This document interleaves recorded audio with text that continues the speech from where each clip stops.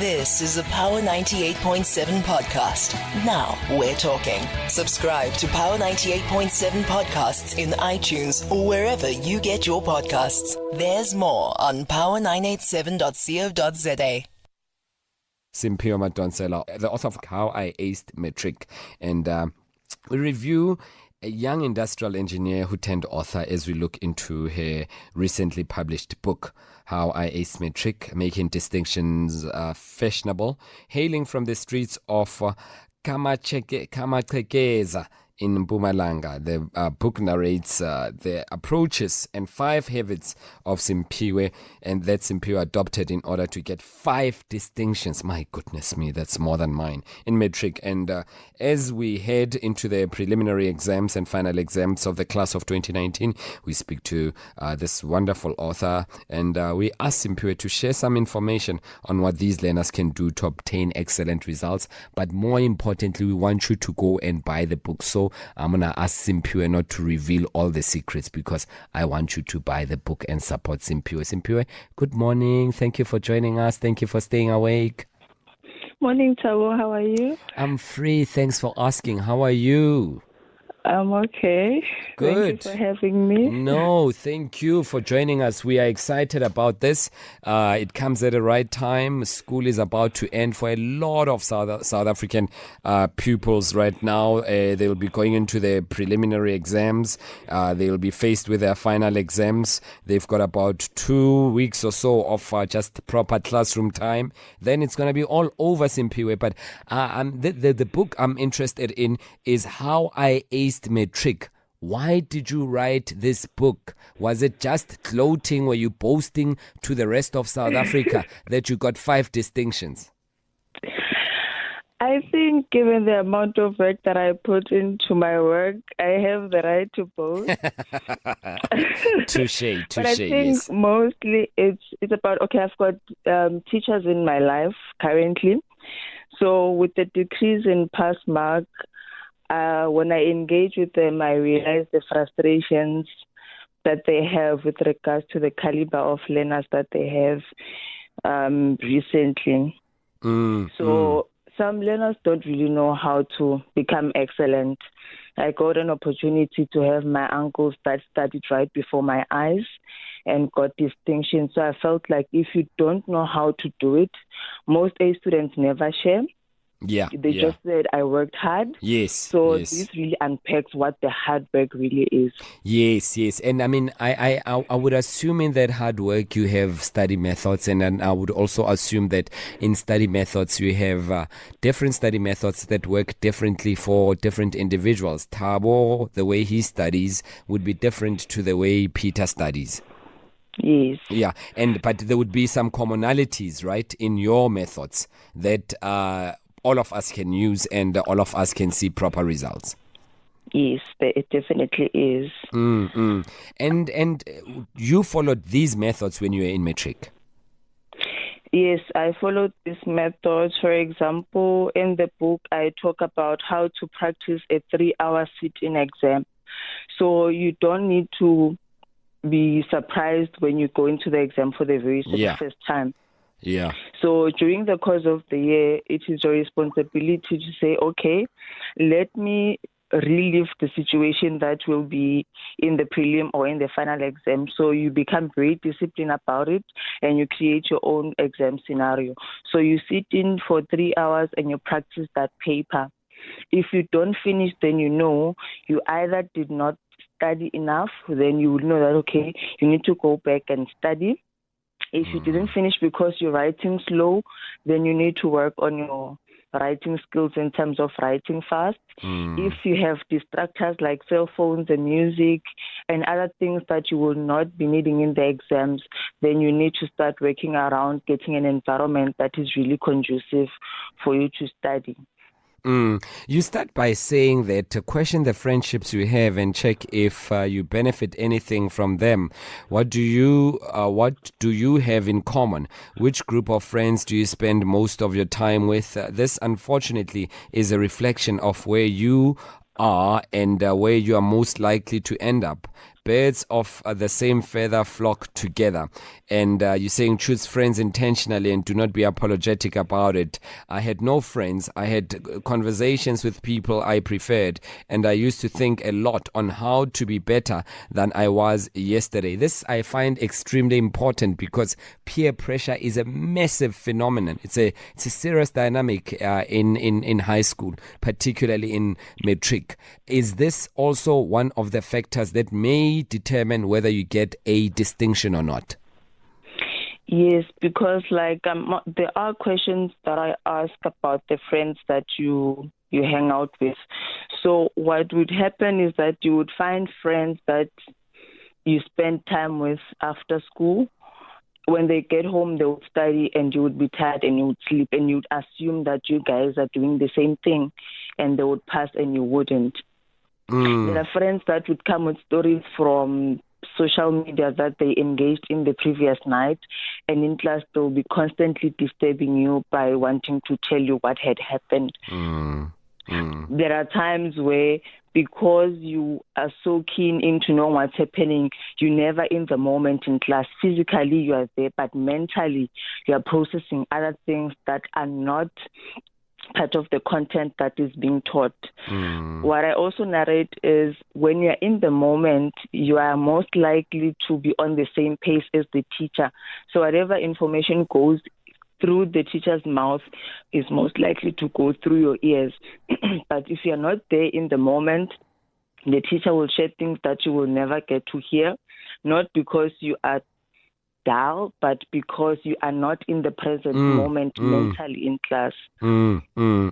Yes. And attached to friends, you also mentioned the issue of dating under barriers and enablers to academic performance. And you say, as I read here, I always thought dating was overrated. I saw more risks than benefits from the dating space. When I was in grade 11, the curiosity got to me. I eventually gave in and started dating. It was not a nightmare, but I can promise you that I did not start to take it did start to take a lot of time and commitment to my books. I was not benefiting much. Instead, I was sabotaging what could be my breakthrough from poverty and lack. I did not want to become a teenage mother.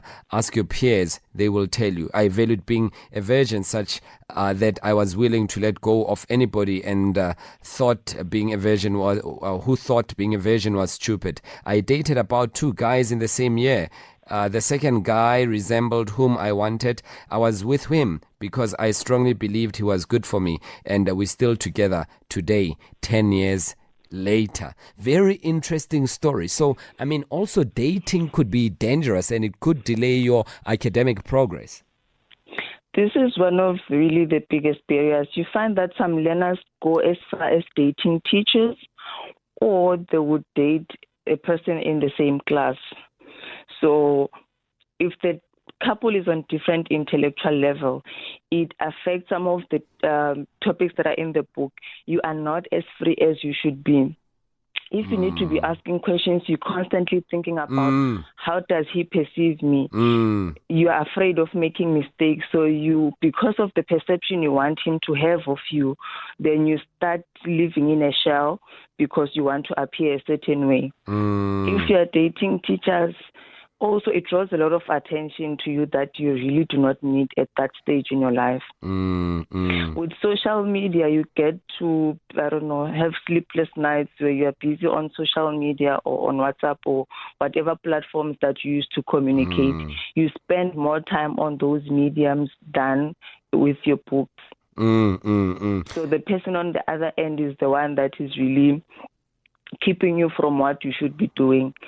Yes. So there is a lot of time wasted from learners, especially with the free mode and everything. The interactions are never ending. They take longer breaks than the time they devote to studying. And I mean, another factor that you are mentioning here is the issue of television. You're saying that this was honestly one of the challenges I had to overcome. Sometimes family does not make it easier either. You need to draw your strength from within. Hearing them laugh while watching soapies and movies from the bedroom was so painful but worth it. The one thing that helped me to overcome this was telling myself the following things. One, the TV program I'm watching was shot about 3 months ago. What value will it add to the 3 months, to me 3 months later on? To the person I'm looking at on the screen is probably also at home watching this. Very interesting. So, I mean, TV can be a serious distraction. It can take a lot of time from people because after this program, you want to watch the next. After this one, you want to watch the next. Yes, definitely. So I really did not see value in starting watching soapies from 6:30 to 9:30. By that time, with the concentration, and already at that time, you get tired. All you want to do is to take a bath and sleep. It has proven to be worse lately with, no offense, but the catch up and everything. Yes. When I grew up, at home there was not DSTV. So there was minimal that was available for me to be distracted. But lately, it is becoming a serious challenge where the learners want to compete or they want to treat themselves as the same level as everybody else in the household. They want to be part of everything that is being done while they need to be going an extra mile. In fact, it's a mile they should be doing. This is one of the sacrifices they need to do to realize being an A student. To cut down on television. The 4 hours that you spend watching TV, you could really be spending on much value-adding activities than to just sit and be on your phone and just watch TV and not do anything. Certainly, we're speaking to Siphiwe Madonsela, who is the author of How I Aced Matric, and she is joining us on the line. We are chatting about this on the backdrop of the young ones who are in Matric right now. They will be writing their preliminary examinations, popularly known as prelims, very soon, and then they will be going to their finals. And we thought on the book review show we should just look and zoom closely into the book that would help them to become better individuals and look at one or two things that are critical from the book and ask you to go and place your order and buy the book, very importantly, so that you can get your child to pass, not just pass, but pass with distinctions, and perhaps it could be of some help with interesting tips. You are referring to something here, Siphiwe, that also touches not just students, but also a lot of individuals, including professionals, executives, and leaders of industry. Procrastination. I can't do it today. It's a bit too cold. I can't do it today. I'm not feeling well today. Wait, I'll see it a little bit later. Let me just watch TV. I'll start studying at 11 o'clock. At 11 o'clock, it's too late. I won't be able to consume to absorb anything at this point because it's already late. I'll wake up at 4 o'clock. How does procrastination really kill progress academically? Okay, the one important thing is that there are things that you need to do and that expire. If you have an opportunity to study through a bursary, and with procrastination, you don't really get to achieve the results that you want. You settle for less. Such opportunities, because of the time frame that they have to do them right first time, you start losing them. Remember, the syllabus is such a huge, let's say it's an elephant. So the more you delay doing it, the more your elephant starts to spoil. Because now you're going to have to do everything rush. There's an element of spoiling. There's also an element of you getting full at a certain time. So the more you delay, the more you leave a lot of work for you to be done at a shorter time. So when you do it daily, you relieve yourself from the pressure of having to do things under pressure. Sometimes you think, okay, I can work under pressure. Yes. When you work under pressure, you start giving 60% of your 100% because now there's so much going on. You don't know what to do and what not to do. You now need to start prioritizing. Now you start looking for a scope. Yes. While if you listen in class, the scope is shared every day. Only if you listen, you take notes every day, you study every day, and you make sure that you are on the same pace as the teacher. So it's easier. The workload is much easier later on. Yes, it's much lighter. By the time you get to the prelim times or the exam times, there's so little to go on. Everything is just on an emphasis level, but not for you to see things for the very first time and try to figure them out during the exams time. You know, if you don't mind, can we look at the chapter of study techniques?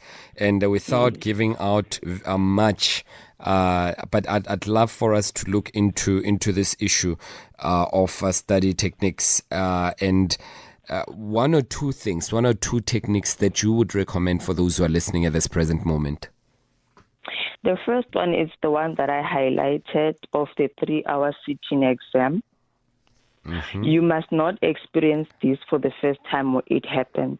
I saw some of my colleagues, their scripts were taken away because they were not used to the pressure. So when you train the muscle of your brain, here, for example, I have the law of use and disuse by Delamark. It states that if a body part is not being used, it grows smaller and smaller until it disappears. So you have the intelligence if you can only just execute. So when you do this daily or weekly, depending on the schedule, it creates, you know what to expect, and you're at least better prepared. You need to know how fast 3 hours runs, because now it looks like 3 hours is such a long time. You've got plenty of time, but you still need to read through question paper. So if you train your system, your brain, your hand, and your eye to say, we're going to do this for 3 hours straight, it trains the muscle, and then you are most likely to do it right first time in the exam because you've had the background experience from practicing in a more relaxed and safer space. 08 where mistakes are really not linked to marks. Sorry. Certainly. No worries at all. 0861 987 000. It's your opportunity. It's your time. You want to engage with Sipiwe. Feel free to do that right away because we have just a few minutes left with her. You want to ask a question at all around her book, around study techniques. You may not be in Matric. Maybe you are studying for a degree and you are just doing your extra studies at this particular point, and there is something that disturbs you when you're studying. She may be able to help you as much as the book is about acing Matric, and I assume that some principles would then apply across board, whatever it is that you are studying. So feel free to join us on 0861 987 000. 0861 987 000.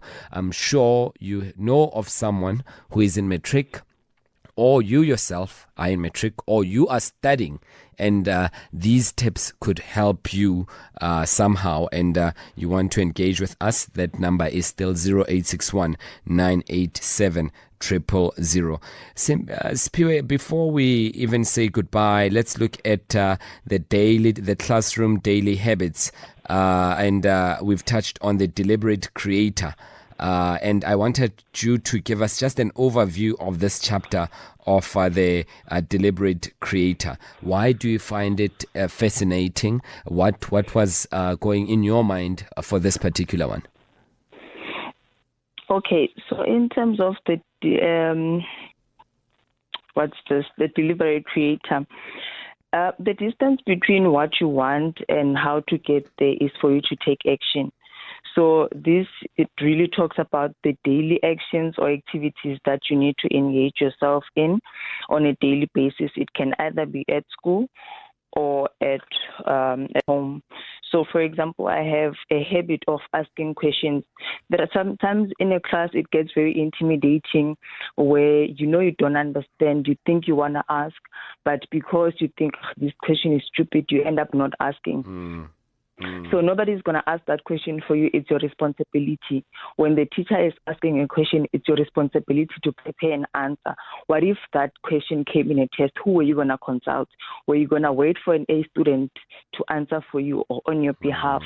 So it's those deliberate things that you need to start saying, I don't care who laughs. They probably also don't understand. This education is for me. I woke up at home alone. I came to school alone.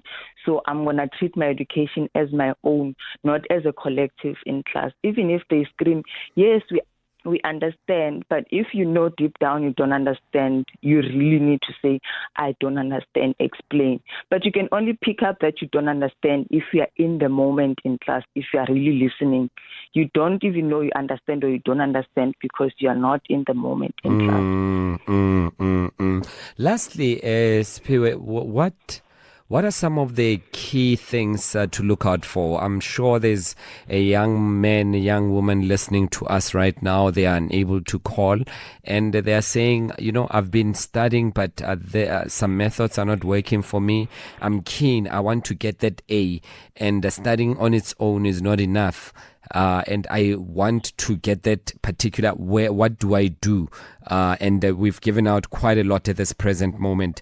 But in terms of a mindset, how do you prepare for an exam ahead of the day? Do you stay calm? Is it easier to study a day before, or at that time you must just stay calm and not touch the book at all? Because your friends could also confuse you in the morning just before the exam, and you easily be confused. What are some of the rituals that one must observe ahead of a very stressful exam?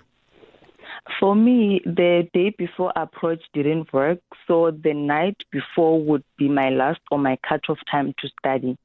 That night, I would pack away everything. I would not touch the books in the morning. When you study daily, you start creating mental models to say, map that this is also focus, for example. So in that way, even if there are disruptions for whatever reason, you don't lose that information because it's settled in nicely in your brain. But if you study day before, you end up adopting the selective study approach where you now be like, what looks like it's going to come in the test or in the exam? Then you start to pick study. While if you do it daily, you make sure that everything is covered. By the time it's cut-off time, you just say, you know what I know, what I don't know, I don't know. If it comes in a test, I'll see you there. But studying in the morning really creates an unnecessary panic because you'll feel like you see things for the first time. Now you're starting to doubt all the efforts that you've done over something that's probably not going to come, or something that's probably worth 5%, and you've already studied more than 95% of the work already. So the morning approach and the night before approach, it didn't work for me, and I don't recommend it to anyone. 0861987000. Spiwe, you are mentioning prayer here, and some we obviously subscribe to different faiths, and but it's quite interesting that each of us would have their own rituals. I remember when I was in Matric writing the exams. Every day before leaving to go and write my Matric exam, I would listen to a song by the OJs, You Won't Fail. So I'm just trying to find out from you that other than studying, other than the actual books, it's important to draw inspiration from elsewhere. Yes. What would you say about that? For me, I think what was really my inspiration was really because I grew up without a biological mother, so my mother's siblings are the one that brought me up. So one, I had the responsibility not to disappoint them. Two, I knew there was no money to take me to varsity. I had to attract money for myself by being resourceful mentally in academic good results. So because I knew that there's no money to take me to varsity, I need to find other means. And other means never included men.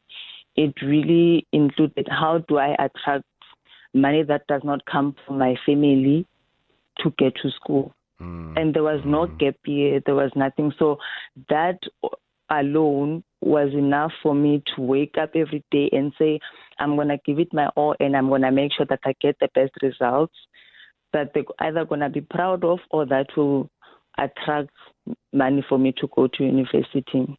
So I'm challenging learners to look for that one situation that they really want to change about their lives and say, I'm going to use this to fuel me daily to work towards my academic excellence. Certainly. I mean, it's been great chatting to you, Siphiwe, and we wish you the very best. I know that we are going to hear more from you and you are going to achieve great things out there. How do people get the book? At the moment, it's only available from me. So on social media, my details are there. I'm Siphiwe Madonsela on Facebook. My Facebook page is How I Ace Matric by Siphiwe Madonsela. On Twitter, I'm at Pure Madonsela. So my contact details are there. They can just look for them on the... Unless if I'm allowed to give out my number. You are, if you don't mind. It's all up to you. This session is meant to market you. Okay, so my number is 064-685-9475. They can use that number to order. Say the number again, please. 064-685-9475. Siphiwe, I wish you the best. Thanks again and all the best, eh? And I hope that you sell these books like hot cookies on a very cold morning. Thank you. Thank you so much, Siphiwe Madonsela. They are giving us a taste of her book, How I Aced Matric. And this book it also says making distinctions fashionable. You want to get it for your child, your loved one, your nephew, whoever it is, feel free to do that. And we look forward to her selling as many books as possible. You've been listening to a Power 98.7 podcast. For more podcasts, visit power987.co.za or subscribe wherever you get your podcasts.